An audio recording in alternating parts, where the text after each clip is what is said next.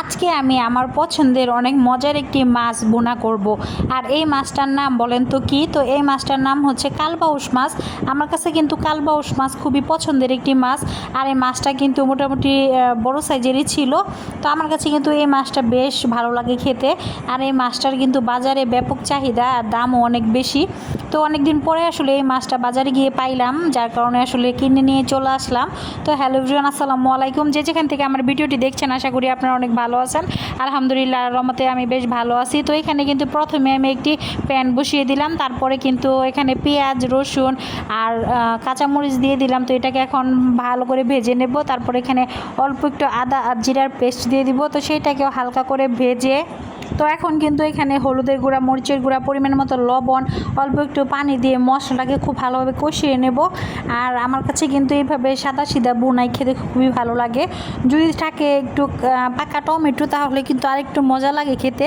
তো আজকে যেহেতু বাসায় কোনো টমেটো ছিল না, যার কারণে শুধুমাত্র পেঁয়াজ দিয়েই বোনা করতেছি। আর এইভাবে কিন্তু খেতে ভীষণ মজাদার হয় এই কালবাউস মাছটা। তো আমার কাছে আসলে কালবাউস বলেন, রুই বলেন, বেশিরভাগ মাছই ভুনা খেতে ভালো লাগে। কেন আসলে জানি না, আমার কাছে তরকারি দিয়ে মাছ খেতে তেমন একটা ভালো লাগে না। মাছ ভুনাই আমার কাছে বেশি পছন্দের।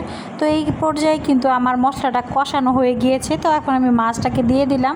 আর মাছটা এখন খুব ভালোভাবে মশলার সাথে মিশিয়ে নেব। তারপরে কিন্তু ঢাকনা দিয়ে ঢেকে দেবো, মাছটাকেও খুব ভালোভাবে কষিয়ে নেব। তো মাছটা যত সুন্দর করে কষাবো তত কিন্তু খেতে মজা লাগবে। আর মাছের ভিতরে কিন্তু সকল মশলা আসলে ঢুকে যাবে। তো এই পর্যায়ে কিন্তু খুব ভালোভাবে নেড়ে চেড়ে নিতেছি। আর নেড়ে চেড়ে নেওয়ার পরে কিন্তু পরিমাণ মতো আসলে ঝোল দিয়ে দিতে হবে এখন। আর ঝোল দেওয়ার পরে কিন্তু ঢাকনা দিয়ে ঢেকে দেব। আর ঢাকনা দিয়ে ঢেকে দেওয়ার পরে কিন্তু 10 থেকে 15 মিনিট অপেক্ষা করব। তারপরে কিন্তু দেখবেন যে তরকারিটা একদমই হয়ে গিয়েছে, একদম সুন্দর করে ভুনা লাল লাল। তো এইভাবে লাল লাল করে ভুনায় আসলে খেতে বেশি ভালো লাগে। তো আপনাদের কাছে কেমন লাগে অবশ্যই কমেন্ট করে জানাবেন। আর আমি কিন্তু এখানে পরিমাণ মতো সব কিছু দিয়ে দিয়েছি, বিশেষ করে রসুন কুচিটা অ্যাড করছি। আমার কাছে রসুন কুচিটা আলাদাভাবে দিলে বেশি ভালো লাগে খেতে, সেই জন্য আসলে দেওয়া।